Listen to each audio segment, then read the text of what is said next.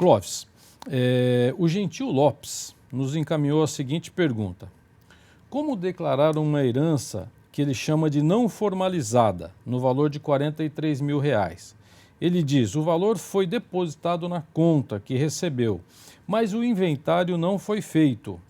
Quer dizer, a pessoa vendeu o imóvel, depositou o dinheiro na conta, mas não concluiu o inventário. Como fazer essa declaração? Bom, Gentil, a formalização de uma herança, ela se dá através do processamento do inventário pelo judiciário ou por cartório de títulos e documentos. No caso presente, a alternativa é o beneficiário lançar como dívida do herdeiro com o espólio. E quando houver a transição dos bens através do encerramento do inventário, ele liquidar a dívida mediante a compensação com o patrimônio que ele tiver direito.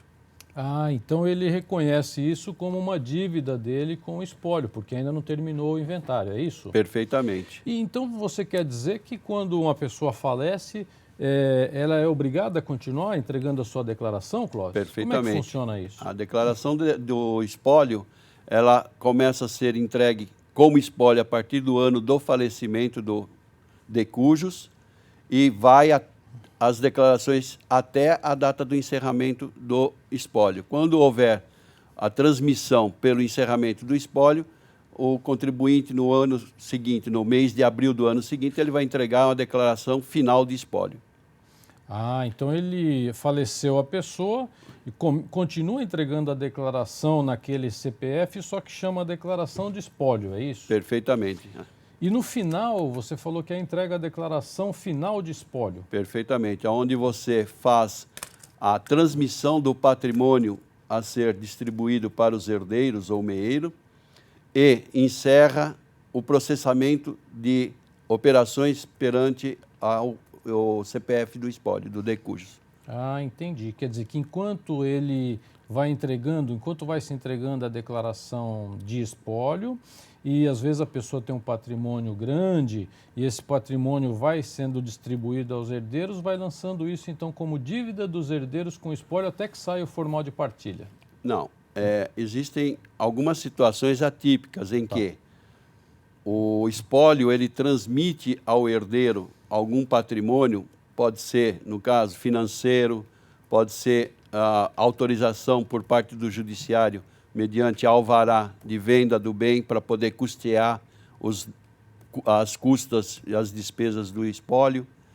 A transmissão para o herdeiro ela se dá somente mediante a prévia autorização formal, através de uma autorização do Poder Judiciário ou do encerramento do espólio. Entendi. Ainda sobre o espólio, Clóvis, o decujus tinha lá alguns bens, alguns imóveis, e por qual valor que esses imóveis, esses bens devem ser transmitidos para a declaração dos herdeiros?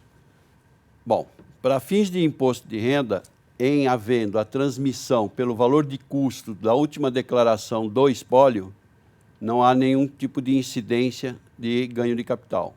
Caso a transmissão ocorra por valor superior ao valor de custo declarado, o espólio está obrigado a fazer a apuração do ganho de capital e recolher o imposto, os 15% de imposto sobre o ganho.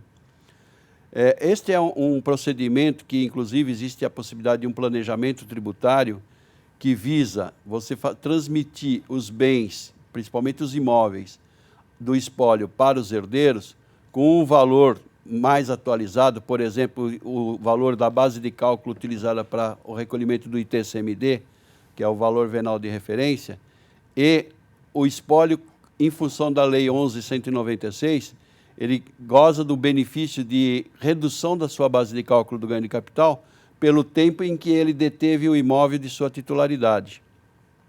Consequentemente, o espólio vai pagar o imposto de renda reduzido e o bem passa ao herdeiro por um valor mais próximo de mercado. E quando houver uma alienação por parte do herdeiro, ele vai ter um ganho de capital inferior ao que ele teria se ele mantivesse o valor de custo do histórico, o custo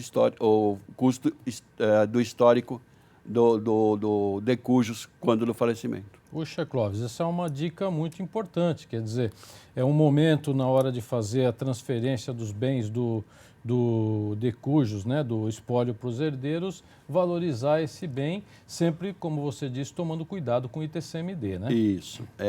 O que acontece também é que este tipo de procedimento, até fevereiro deste ano, quando fizesse essa transmissão por valor superior e apurasse ganho de capital, o recolhimento do imposto de renda dar-se-ia 30 dias após a data da transição em julgado ou da data da escritura de sentença de partilha. A partir de fevereiro, houve uma instrução normativa por parte da Receita Federal, uma nova condição de que esse imposto pode ser recolhido, ou deve ser recolhido, até 30 de abril, no ano da entrega da declaração de final de espólio. Que bom, então agora a pessoa pode decidir por isso até o momento de entregar a declaração do ano seguinte. Perfeitamente. Lembrando sempre que o valor que constar como transmissão na declaração final de espólio tem que corresponder ao valor de ingresso do bem na declaração do herdeiro ou meieiro. Tá certo. Nessa decisão de passar por valor maior ou menor, todos os herdeiros têm que tomar a decisão em conjunto, ou cada um pode fazer de uma forma? Recomenda-se que seja um tratamento uniforme para todos. Para todos.